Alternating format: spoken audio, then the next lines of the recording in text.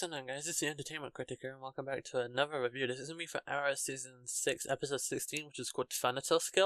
And I know it has been a while since I've actually done a review on Arrow, and that's because it hasn't actually been the best this season, but I thought that this episode was really good. It combined elements from Season 1 and 2 with using characters from all of the seasons. It was like a combination of what Arrow has been over the last 6 years, and it was really good.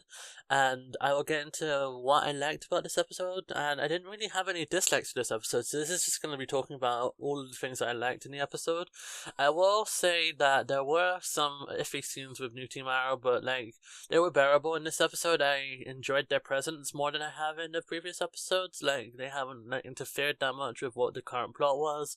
Diana was actually advancing the plot with investigating Diaz, and we actually found out something that was going on with the SCPD, and that Diaz and Curtis has this new story with this new police officer that's been going on, and it was actually brought up in one of the new synopsises. I think it's for the next episode called Brothers in Arms, that this new love interest for Curtis, he actually has a negative standpoint on vigilantes, and that has actually been something that's been explored throughout previous seasons. Like in season 5, I think it was Paul, he had a really negative opinion on vigilantes, and that was what led to Curtis rejoining the team and leaving Paul.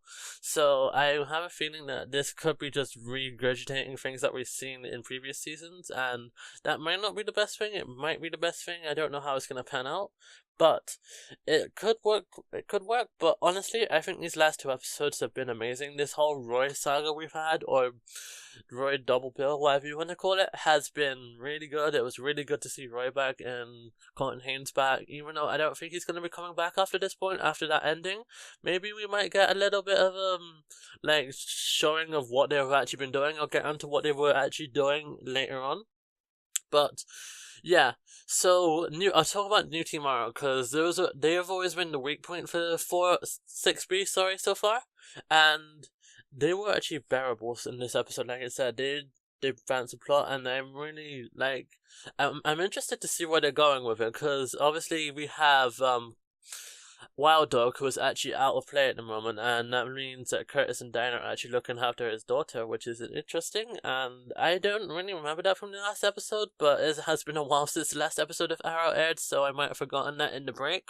But yeah, Curtis and Diana are now looking after Zoe, which is Wild Dog's daughter. I don't know why I'm pausing so much throughout this. My mind just keeps going blank. I'm sorry about that. I'm going to try my best throughout this, because it has been a while, and I haven't really been paying that much attention to Arrow, but I did think this episode was worth the review, so I'm going to try my best. Anyway, we didn't really have any progression in the Black Siren plot in this episode.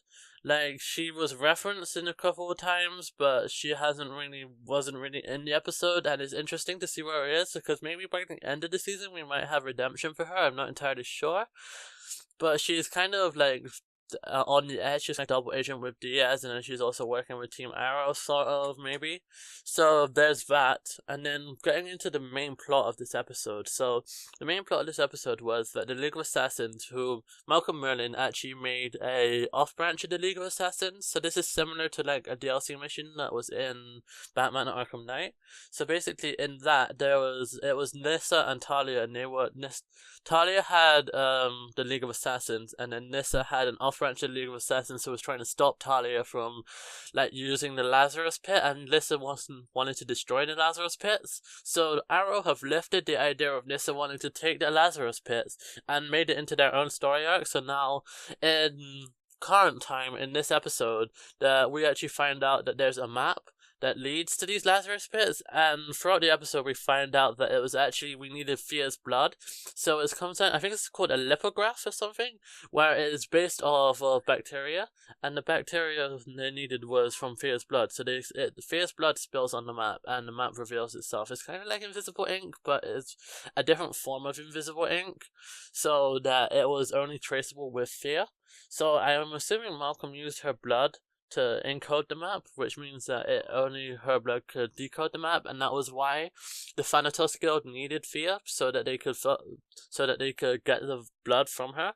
And obviously we had the whole amazing fight scene. There's 2 amazing fight scenes with the Thanatos Guild and Team Arrow in this episode. It was really good to see Roy fighting again, and Roy and Fear's relationship is actually probably the best on the CW, the most well played out. and it actually makes more sense, and it's not overplayed as much.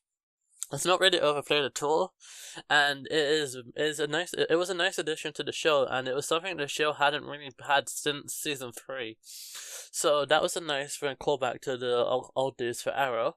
But yeah, there was like the whole fight scene. I think the second fight scene was better, where they actually end up taking down the Thanatos Guild, and Thea. I don't think Thea actually kills the leader. She ends up she stabs her in the leg, I think it was, and she then just disappears. And Nissa says that that woman is a hard woman to kill, so I'm assuming that she's going to be a threat to them. Because if you guys didn't know, by the end of this episode, Thea actually ends up leaving the show. So Thea leaves the show and ends up going off with Roy.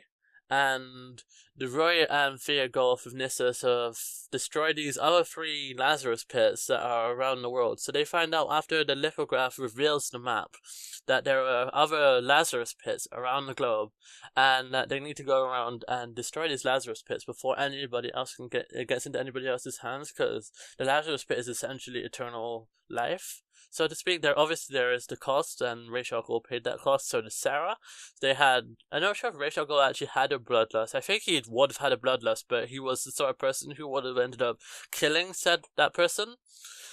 But Sarah suffered from the bloodlust too, so did Thea, and they had to. I don't think Sarah actually ever killed the person that was responsible for killing her, because it was Thea or Roy that was actually responsible. She got over her bloodlust in another way. Like she still has her. I suppose she still has her bloodlust in a way, but she's just buried it down. And Thea, her bloodlust was from Rachel Gold, and Rachel Gold's now dead. So there was that.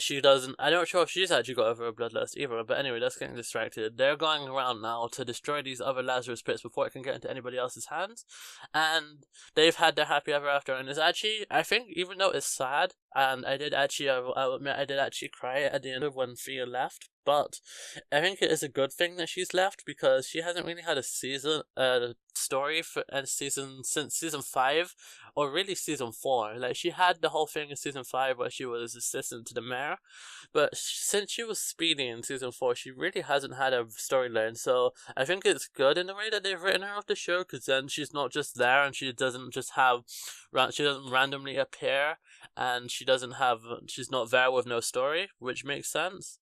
And honestly, it is good that they wrote her and Roy off in a good way, and now they've gone off and they're going to do their own thing with Nissa, so that is a positive. And I think that Arrow is slowly redeeming itself throughout the season. Since, I think it's episode 50, yeah, definitely episode 15, since Roy came back, Arrow has gotten a lot better, and I'm hoping they continue with this theme of getting better and better. Because I think since it came back after the break, it has been getting slowly better and better, and they have been listening to our criticism from 6A, and they haven't been playing Malicity as much as they were in 6A, and they're slightly more bearable now as it was. So I think Arrow is taking the advice, and I think the Flash needs to learn from Arrow and the criticism that we're giving the show, and actually improve on what we were saying needs to be improved on. Because I think they're still writing the show, and I think the finale is still being filmed or written, or it's probably been written. They're filming the finale now, so they could have taken any advice from 4A and put it into 4B later on, which would be interesting. But anyway, that's the Flash. This is really for Arrow. Overall, I really enjoyed this episode of Arrow, and I think it was a return to what the Arrow used to be. And yeah, that is my review for Arrow Season 6, Episode 16, The Thanatos Guild. If you guys enjoyed this video, please do hit that like button. Your support is very much appreciated. And subscribe if you're new. And I'll see you guys in the next video. Peace.